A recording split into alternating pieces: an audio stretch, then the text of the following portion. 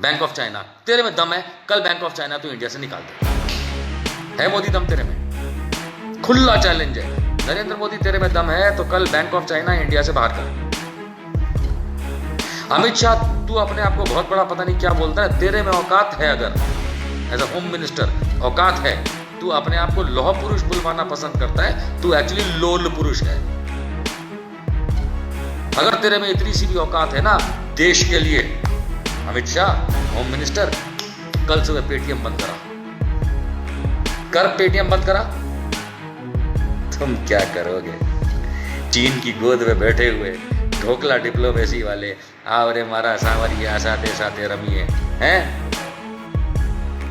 तो कौड़ी की औकात कर दी इस देश की तुम लोगों ने, और नेहरू गाली देते हो तुम लोग। इंच, तुम नाखून बराबर नहीं हो नेहरू इंदिरा के, तुम नाखून बराबर नहीं हो। तुम देश बेचते हो, देश तोड़ते हो और झूठ बोलते हो और देश का विरोध करते हो, देश की सेना का विरोध तुम दूसरों को बोलते हो ना। मैंने तुमको तुम्हारी 3 ट्वीट नरेंद्र मोदी और अमित शाह गिना दी। देशद्रोही हो तुम लोग। नरेंद्र मोदी अमित शाह देशद्रोही हैं।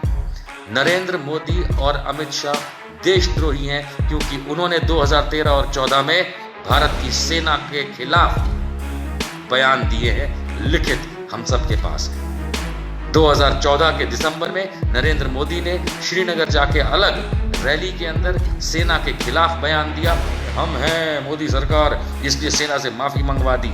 सेना को डिमोरलाइज करने वाले देशद्रोही होते हैं, और वो देशद्रोही में सबसे अव्वल नाम नरेंद्र मोदी और अमित शाह का आता है।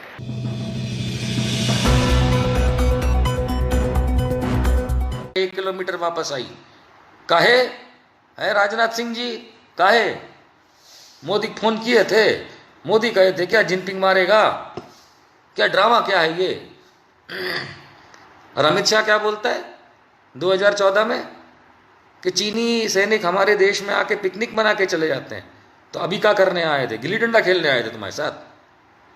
नहीं, गिल्ली डंडा खेलने आए थे, कबड्डी खेलने आए थे, खो खो खेल रहे थे, या आजकल जो लूडो खेलते हो तुम लोग बैठ के पार्लियामेंट में पार्लियामेंट में लूडो खेलते हो ना, तो वहां बैठ के बीजेपी वाले लूडो खेल रहे थे। अरे भैया अमित शाह, एक तो तुम्हारे भूसा भरा है इसके अंदर, मोदी जी तुम्हारे खोपड़ी में तो कुछ है ही नहीं, क्योंकि जब तुम करते हो गंदगी सेना के खिलाफ, साबित किया है मैंने, अभी साबित किया है, तुमने सेना के खिलाफ और भी कई बार बोला है, पर चीन के मामले को लेकर के, पड़ोसियों को लेकर के नरेंद्र मोदी ने कम से कम 2 बार तो ट्वीट किया सेना के खिलाफ। इससे ज्यादा भी है, वो इस डिस्कशन का पार्ट नहीं है। श्रीनगर में जाकर के सेना के खिलाफ बोला नरेंद्र मोदी प्रधानमंत्री ने, और कई मामलों में सेना के खिलाफ लिखा। अमित शाह जैसा नाटकखोर लिखता है कि जब चाहे सीमा पार करके चीनी सैनिक आ जाते हैं देश में हमारे और पिकनिक बना के चले जाते हैं। तू मेरी सेना को गाली दे रहा है बे अमित शाह, मतलब बॉर्डर पे सीमा वहां पे एलएसी पे खड़ी है, तू सीमा को गाली दे रहा है, सीमा पे खड़े जवानों को गाली दे रहा है तू अमित शाह। क्या ऐसे हमारे सैनिकों को गिल्ली डंडा खिलाते हुए आ गए और पिकनिक बना के चीनी चले गए? बदतमीज आदमी, थोड़ी तमीज रख ले, तेरे जैसों से किसी की नहीं होती है। अमित शाह जैसा बदतमीज आदमी नहीं है। क्या लिख रहा है ट्वीट में अपनी मातम कि चीनी सेना आकर के हमारे देश में पिकनिक बना के जाती है? अरे पहुंचाड़ी देश तने ત્યાં અમદાવાદમાં खबर पड़ी जाए तने ત્યાં गोखली नाखीश। अमित शाह खोपड़ी में दिमाग नहीं भूसा भरा है, देश की सेना के खिलाफ लिखता है। उनके मोटा भाई अमित भाई के भी नरेंद्र भाई Modi, I am sorry, Narendra भाई मोदी क्या करते हैं? वो भी तो देश की सेना को गाली देते हैं, देश को गाली देते हैं। और पिछली सरकारों से सरकार सवाल पूछते हैं आप लोग। जब आप पिछली सरकारों से सवाल पूछते हैं, जब आप ऑपोजिशन में है तो वो रासलीला, और आज की ऑपोजिशन आपसे सवाल करे तो वो कैरेक्टर ढीला। बड़ा सलमान खान पसंद गाना है तुम्हारा, भारतीय जनता पार्टी। हकीकत में तुम्हारा कैरेक्टर ढीला, कैरेक्टर लेस लोग हो तुम मिस्टर नरेंद्र मोदी अप्रैल 2018 में वुहान गए थे ना वुहान, तो वहां पे जिनपिंग से मिले थे, चीनी राष्ट्रपति से। उस मीटिंग के बाद दोनों देशों के जो प्रीमियर हैं, अर्थात चीन का राष्ट्रपति और भारत का प्रधानमंत्री, इन्होंने अपनी अपनी सेना को डायरेक्शन दिया था। चीन के राष्ट्रपति ने चीन की सेना यानी पीएलए को डायरेक्शन दिया था, और भारत के प्रधानमंत्री ने हमारी सेना यानी इंडियन आर्मी को डायरेक्शन दिया था अप्रैल 2018 में कि भाई आपस में समझौते से, अच्छे से, म्यूचुअल कंसेंट से पूरी एलएसी पे थोड़ा प्यार मोहब्बत बढ़ाओ और कोई प्रॉब्लम मत आने दो। ये डोकलाम के बाद की बात है। सवाल ये उठता है, चीनी की सवाल तो हम कर ही नहीं सकते, हम तो अपने भारत का सवाल करेंगे। इंडियन आर्मी के उस समय जनरल थे जनरल बिपिन रावत। जनरल बिपिन रावत आज सीडीएस हैं, कंबाइंड डिफेंस सर्विसेज के। क्या जनरल बिपिन रावत ने अप्रैल 2018 से लेकर रिटायरमेंट तक क्या इस प्रोसेस पे कुछ काम किया? ये जवाब तो सरकार देगी, आर्मी से तो हम पूछ नहीं रहे, लेकिन काम तो आर्मी ने ही किया था, क्योंकि प्रधानमंत्री ने तो आर्मी को कहा था आपस में समझौता बनाओ, प्यार मोहब्बत बनाओ, बॉर्डर पे टेंशन मत लो। क्या कदम उठाए? मैं सवाल पूछ रहा हूं, और मैं भारत सरकार से सवाल पूछ रहा हूं, आर्मी से नहीं पूछ रहा। भारत सरकार बताएगी कि बॉर्डर विवाद जो है उसको सुलझाने के लिए जो वुहान 2018 में समझौता हुआ इंडिया और चाइना के बीच में, उसमें भारत के रक्षा मंत्री जो तब रहीं और अब हैं वगैरह वगैरह, क्या किया आप लोगों ने? कुछ नहीं किया, क्योंकि आप लोगों को आता ही नहीं है। चीन के सामने फुस्सू हो, हम जैसे लोग बैठे चीन आएगा साले को मार देंगे, लेकिन आप लोग क्या करते हो? करते क्या हो? यहां बैठ के राहुल गांधी ने वो किया, सोनिया गांधी ने वो किया, नेहरू ने वो किया, औरंगजेब ऐसा था। अरे जिन्ना के भतीजों,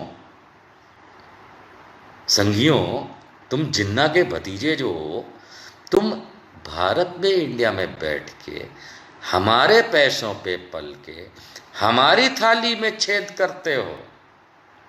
तुम वो नामुराद लोग जिनको लाल आंख दिखाएंगे, तुम क्या दिखाओगे? क्या दिखाओगे? कछु है दिखाने लायक? लाल आंख तो ठीक, कछु है दिखाने लायक? कछु ना है। डंग डंग जे हो तुम। मंदिर घंटा कोई भी आके बजा जाता है। 6 साल पहले उदाहरण देता हूं, ये वही अमित शाह, हमारे देश में नरेंद्र मोदी जी की सरकार बनेगी तो टेररिस्ट नहीं आएगा। मोदी की सरकार 2014 में बनी, उसके बाद ढगाम ढक टेररिस्ट, ढगाम ढक टेररिस्ट। जितना पूरी जिंदगी में भारत पे टेररिज्म अटैक नहीं हुआ, उतना मोदी के जमाने में हुआ। काहे हुआ? काहे काहे पीली पीली गीली गीली कैसे हो गए भैया तुम्हारी? फिर पब्लिक को झूठ बोला, एब्रोगेशन ऑफ आर्टिकल 370 किया, डाइल्यूशन नाम एब्रोगेशन ऑफ आर्टिकल 3। अब कश्मीर में एक भी आतंकवादी हमला नहीं होगा। हर तीसरे दिन पे हम अपने सैनिकों के शहादत का गम मनाते हैं। किसकी वजह से? ये नरिया की वजह से, ये अमितिया की वजह से। नरिया वो अलग फेलियर, अमितिया तो है ही फेलियर। नरिया समझते हैं ना नरेंद्र मोदी, अमितिया शाह। प्यार से बोल रहे ना, गुस्से थोड़ा ना बोल रहे, प्यार से बोले। नरिया अमितिया प्यार से बोल रहे। गुजरात में ऐसे ही बोला जाता है। तुम्हारे लोगों के समय में सबसे ज्यादा आतंकवादी हमला होता है।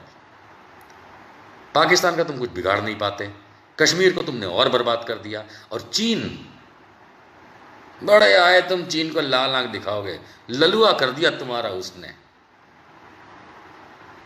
खुद हमारी आर्मी को गाली देते हो, खुद हमारी आर्मी को उल्टा सीधा बोलते हो, तब कुछ नहीं होता। और आज जवाब देने में तुम्हारी हालत बिगड़ती है, फटती है। अरे दम है तो मुंह पे बोलो ना, कि नहीं बताएंगे, बोलो। मुंह दिया है ना ऊपर वाले ने, वैसे तो बहुत चलता है, भकड़ भकड़ भकड़ भकड़ भकड़, है नरेंद्र मोदी, सारा टाइम भकड़ भकड़ भकड़। और जब काम की बात करें तो मुंह में 2 उंगली डाल के बैठ जाते हो। ऐसे तो देखो ट्विटर पकड़ के, भाइयों बहनों हम ये करते, भाइयों बहनों हम वो करते।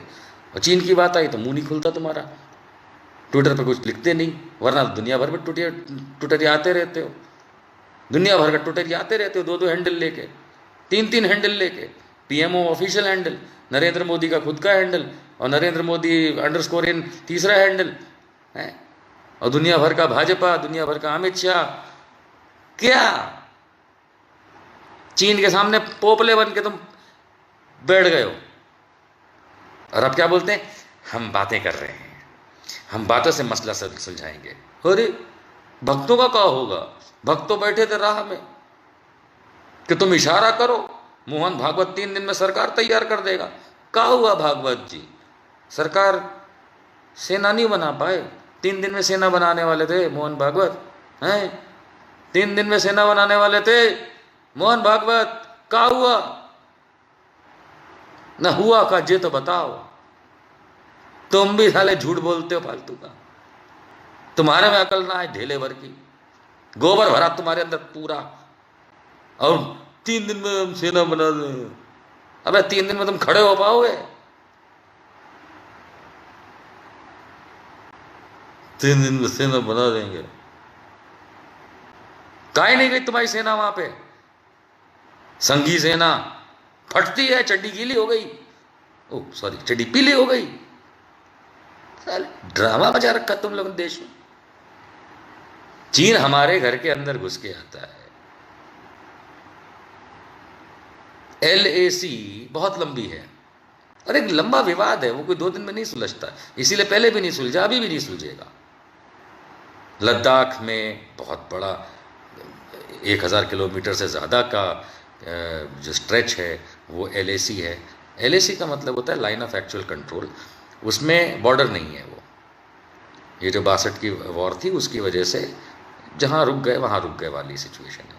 वही चीज़ सिक्किम में है, सिक्किम में भी रुके हुए हैं, वही चीज़ अरुणाचल में है। लेकिन साहब चीन को हम लाल आंख दिखाएंगे।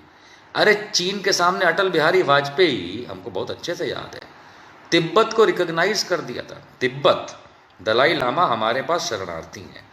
दलाई लामा तिब्बत से बुद्धिस्ट, बौद्धों के विश्व गुरु, वो हमारे पास दिल्ली में रहते हैं, है ना। हज़ारों लाखों की संख्या में तिब्बती लोग जो हैं वो इंडिया में हैं, खास करके शिमला, धर्मशाला, हिमाचल का जो वो एरिया है वहाँ तो बहुत ज़्यादा है। उपरांत उसके दिल्ली में, मुंबई में, हर जगह तिब्बती लोग बहुत सारे हैं। और Atal Bihari Vajpayee clink clink clink clink समझते हैं, जाम से जाम टकराए तो क्लिंक क्लिंक।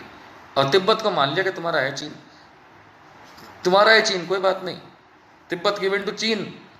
अटल बिहारी वाजपेयी प्रधानमंत्री, भाजपा वाले, ऐसे लगता समोसा वाले बोलना चाहिए।